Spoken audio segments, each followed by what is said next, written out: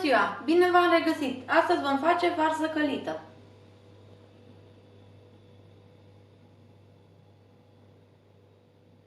Avem nevoie de 1 kg de varză proaspătă tăiată fideluță, 2 cepe tăiate fin, 200 de ml de suc de roșii, 60 de ml de ulei, o linguriță cu piper măcinat, o legătură de mărar tocat fin, o linguriță cu cimbru, 2 foi de dafin, o linguriță cu boia de ardei dulce afumată și 2 lingurițe cu sare.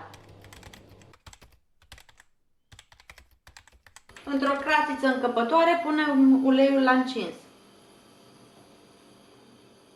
Când s-a încins, punem ceapa.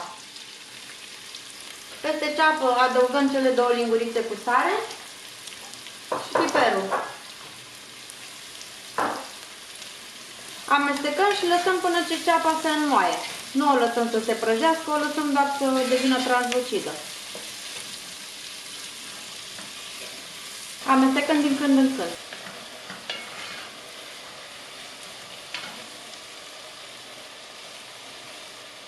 După 7 minute ceapa s-a înmuiat, acum începem să adăugăm varză.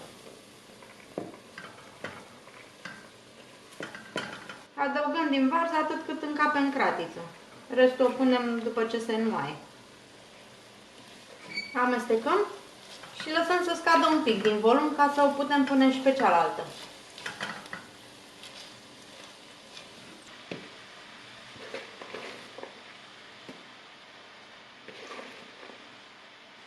Am adăugat toată varza. Acum peste ea punem boiaua, cimbrul, frunzele de dafin,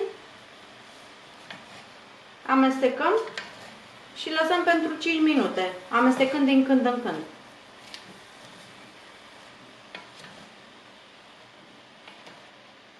După cele 5 minute adăugăm și sucul de roșii. Amestecăm bine și mai potrivim gustul de sare și piper.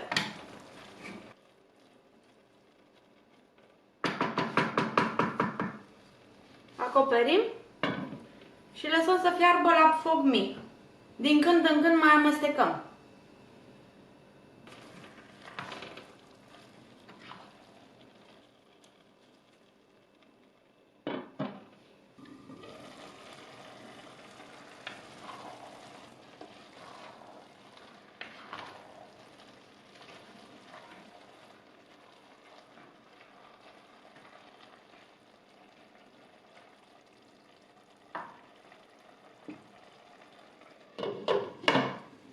După 40 de minute varza s-a înmuiat, îi luăm capacul și o mai lăsăm la fier pentru 10 minute, pentru ca sucul să scadă.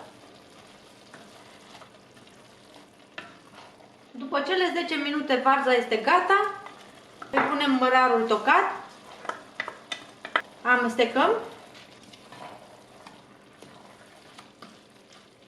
și închidem focul. O mai lăsăm să se răcorească un pic, apoi o putem servi.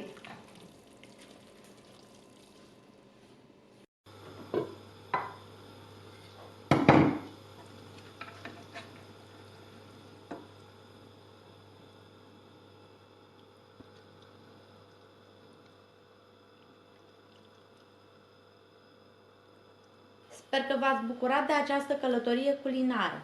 Dacă da, vă invit să vă alăturați comunității mele, abonându-vă la canalul meu. Vă doresc o zi plină de savoare și descoperiri culinare extraordinare.